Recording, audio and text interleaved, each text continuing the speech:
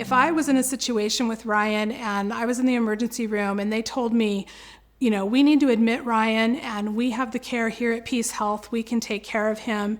And I knew that Randall had pediatric specialists as well. And I said, no, I want my son to go to Randall. He's going to get better care there, or whatever the reason.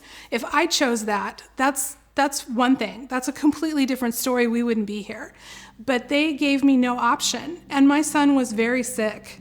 I mean, extremely sick, a heart infection. I tell people he had a heart infection and they're just like, oh my gosh, how could you be thinking about anything else?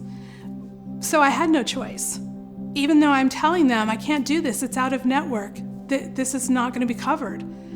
But I had, they're saying, yes, it's an emergency admit, so it will be covered. Nobody knew how little it would be covered. And you have no choice. You have to get care for your child.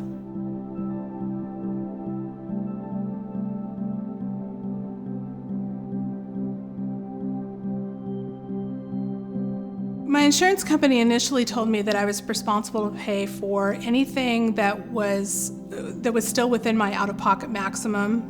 We still had that to meet. And then that the providers are allowed, because they're not contracted, they're allowed to balance bill. The balance billing, it's the amount that's left over when there's no contract between the insurance company and the provider.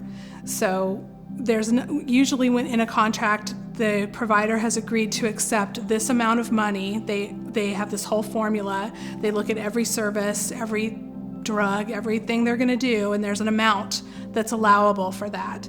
And if there's a contract, the hospital says we're going to accept that, and we're not going to bill your member the balance. We're going to write it off. In this case, there is no contract between Legacy and LifeWise of Washington.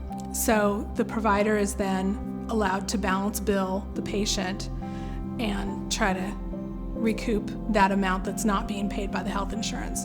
And all the providers are able to do that if they're not contracted.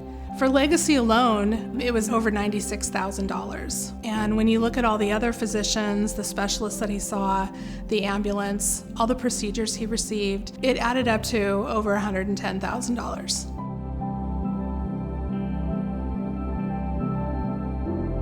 My understanding is that, yes, I either pay it or that I pay it. According to LifeWise, the health plan, they have washed their hands of it as far as I know.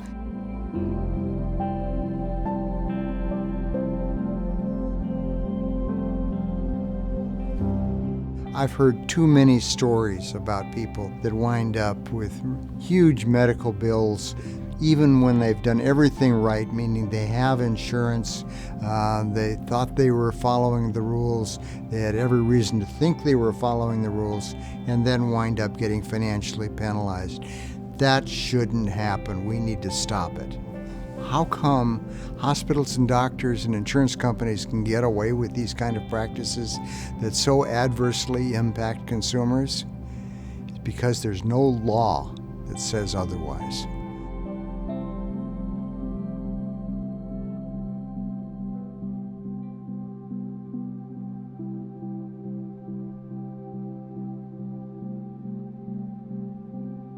The challenge here of putting the patient in between the insurance company on one side and the hospital and doctor on the other side is, the challenge there is that they start pointing fingers at each other, so you become the pawn in the middle, meaning they're going to say, we don't think it's fair that you should be balance billed, surprise billed for this cost, but at the same time, that's the only avenue we have, therefore we're going to wind up charging you more because you have come to a facility or seen a doctor that's out of network, even though you had no reason, no way of being able to determine that that provider was out of network or the situation was such that you didn't have a choice. I know that I'm responsible for my out-of-pocket maximums and my individual, co-pays and co-insurance. That I'm responsible for.